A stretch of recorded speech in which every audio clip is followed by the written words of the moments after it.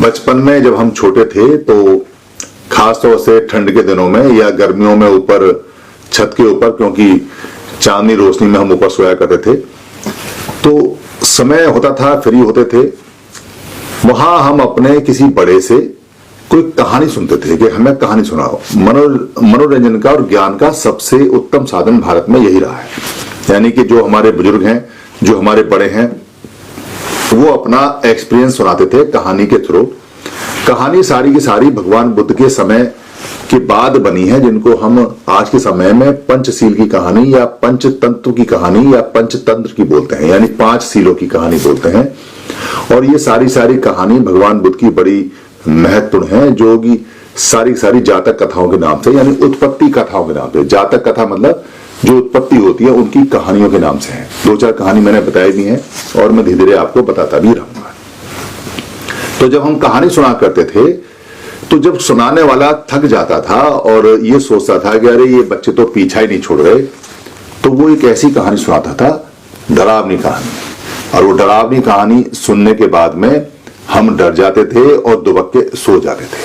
दरअसल हम उस डरावनी कहानी की कल्पना में बहना शुरू हो जाते थे और डर को महसूस करते थे। और डरावनी कहानी के लिए सबसे आसान तरीका था भूत। यानी भूत एक ऐसी काल्पनिक वस्तु थी जो हमारे मन और मस्तिष्क में डाली गई थी। कई बार पिक्चरों से हमारे ऊपर आई थी, कई बार जो कहानियां होती थी, भूत कथाएं या भूत प्रेत की कथाएं, उनको हम पढ़ लिया करते थे। या अक्सर यार दोस्तों में भूत का जिक्र होता था। जो समझ में नहीं आया वो भूत हो गया। हालांकि हमारे जो पिता थे उन्होंने बचपन से हमें बताया हुआ था कि कहीं कोई भूत नहीं होता। कई बार हमारे यहाँ एक पीपल का पेड़ था हमारे खेत में, बहुत बड़ा, तो बच्चे कहा करते थे कि इस पीपल के पेड़ पे भूत रहता है। हमारे पिता ने कहा था कि जब भी कोई ऐसा कहे तो उससे कहना कि लाख कितने पैसे देगा, मैं किसी भी समय वहां चलने के लिए तैयार हूं। तो आज तक कोई लेके गया नहीं और ना ही किसी ने पैसे दिए। यानी भूत का तो उसी समय मामला क्लियर हो गया था कि भूत कहीं है नहीं। मगर भूत शब्द क्या है और कैसे भूत शब्द बना और भूत क्या होता है क्या नहीं। भूत और प्रेत पाली के अंदर, प्रेत का मतलब होता है पेत। पेत होता है वो जो खराब जन्म जिनका होता है, जिन मनुष्य का जन्म खराब होता है, अच्छा नहीं होता है, शरीर खराब होता है, मन खराब होता है, उनको पेत बोलते हैं। और भूत जो होता है उसको बोलते हैं जो पास्ट होता है, जो बीत गया होता है, जो जा चुका होता है, उसको भूत बोलते हैं। यानी वैसा समय, वैसी यादें, वैसी चीजें जो जा चुकी हैं। यानी कि कल जो बात मेरे साथ हुई है, आज मेरे लिए वो सारी बातें भूत हो गई। कल जो मेरे साथ लोग थे, अगर वो जा चुके हैं, चले गए हैं, या तो मर गए हैं या वो कहीं जा चुके हैं, तो वो मेरे लिए भूत हो गए। अभी मैं आपके सामने बैठा हूं तो ये मेरा प्रेजेंट है, ये मेरा पूरी तरह से प्रेजेंट है, जो चल रहा है, जो लगातार चल रहा है। और जो आने वाला है वो फ्यूचर होगा, जो आएगा। यानी एक हो गया अनागत हो गया, एक अतीत हो गया और एक हो गया प्रति उत्पन्न यानी प्रेजेंट हो गया। तो अतीता हो गया, अनागत हो गया। अनागत का मतलब है जो अभी आया नहीं है, और अतीत का मतलब है जो बीत चुका है, और पचुपन्ना का मतलब है जो प्रेजेंट में है। तो यानी कि भूत शब्द है क्या, बेसिकली स्पष्ट है कि जो जा चुका है वो भूत है, जो बीत चुका है वो भूत है। तो हमारे मन के अंदर, मेमोरी के अंदर बहुत सारी यादें पिछली हैं। 2 तरह की यादें अक्सर होती हैं, या तो जो हमने फ्यूचर में प्लान बनाए हुए हैं उनकी कल्पनाएं होती हैं, या जो बीत चुका है वो बातें होती हैं। यानी कल्पनाएं हम बना सकते हैं, कल्पना में हम जहाज में उड़ सकते हैं, वो भी हमारे इम्प्रिंट मेमोरी में हो जाता है। और जहां हम जहाज में बैठ के आए हैं वो मेमोरी भी हो जाती है। और अगर हम अभी जहाज में बैठे हैं तो वो लगातार मेमोरी चलती रहती है, बढ़ती रहती है। तो भूत बहुत इजी शब्द है, आसान है। भूत को कहते हैं पीछा नहीं छोड़ता, तो बिल्कुल पीछा नहीं छोड़ेगा अगर आप उसको याद करेंगे तो। यानी जो बीत गया है अगर आप उसको बार बार याद करेंगे तो वो रिपीट होता रहेगा, बढ़ता रहेगा, वो आपका पीछा नहीं छोड़ेगा। और पीछा छोड़ सकता है अगर आप उसको याद करना बंद कर दें। अगर आप याद करना बंद कर देंगे पिछला वाला, तो वो पीछा छोड़ देता है। इसलिए भूत हमेशा पीछा भी छोड़ देते हैं और भूत पीछा छोड़ते भी नहीं है। ये आपके ऊपर है।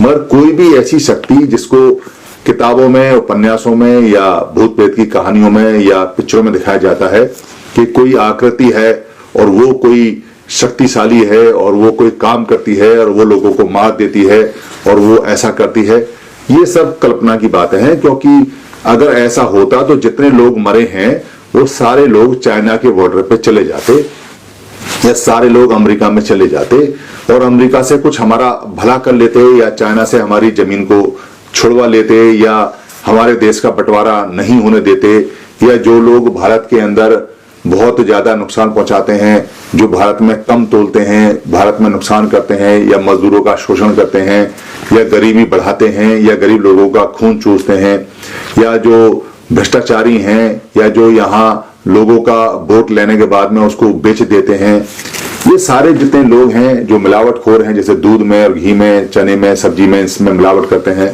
इन सबको वो भूत दंड देते, क्योंकि वो तो सर्वशक्तिमान कहलाए जाते हैं, जैसा कि कहानियों में, उपन्यासों में दिमाग में डाला जाता है। दरअसल जानवरों के भूत भी होते हैं, मगर आपने आज तक कोई जानवरों का भूत देखा नहीं होगा, सुना नहीं होगा कि फलाने व्यक्ति में कोई भूत जानवर का है। जब भी किसी व्यक्ति में कोई भूत आता है, किसी नोन का ही आता है, यानी कि वो अपने किसी रिश्तेदार के बारे में अच्छी तरह से जानता है, उसको बार बार रिपीट करता है और ये मनोवैज्ञानिक कारण है कि वो रिपीट होते होते उसकी मेमोरी में स्ट्रांग होके वो सामने निकल आता है। उसको कहते हैं कि पुरानी यादें यानी जो भूत हैं वो इस पे हावी हो गई और वो आ गई। तो भूत जैसी जो चीज है वो स्पष्ट है पाली के अंदर कि भूत उसको बोलते हैं जो आपकी जा चुकी मेमोरी होती है। मेमोरियों से, यादों से कोई खतरा नहीं होता। यादों को अगर याद कर कर आप कुछ करना चाहें तो भले ही आप कर सकते हैं। भूतों को लेके बहुत ज्यादा बिजनेस दुनिया में होता है, क्योंकि लोग डर जाते हैं और डर का बिजनेस पूरी दुनिया में होता है। इसलिए हैरी पॉटर जैसी जो किताबें हैं या बेताल जैसी जो बातें हैं, जो चीजें हैं, वो बहुत ज्यादा बिकती हैं। और हॉरर वाली जो पिक्चरें हैं भूतों की, कोई ना कोई आती रहती हैं, जिसमें ड्रैकुला वगैरह आते रहते हैं, चलते रहते हैं, क्योंकि ऐसी कल्पनाएं लोगों को डराती हैं और डर का बिजनेस पूरी दुनिया में होता है। भारत में जो तंत्र मंत्र झाड़ फूंक होता है वो पाली का शब्द है। मंत्र माने तो होता है मंत्रणा करना, यानी कि जो मंत्र होता है, मंच की बात होती है शरीर में, मन का तत्व होता है, उसको मंत्र बोलते हैं। और जो झाड़ है वो बेसिकली झान बोलते हैं उसको। झान का मतलब है ध्यान लगाना होता है और फूंकना का मतलब होता है फुट्टस से। फुट्टस से जो होता है इस शब्द का मतलब है छूना या टच करना, यानी कि ध्यान को लेके आप जब टच करेंगे, ध्यान करेंगे, ध्यान में जाएंगे तो ये बीमारी आपकी दूर हो जाएगी।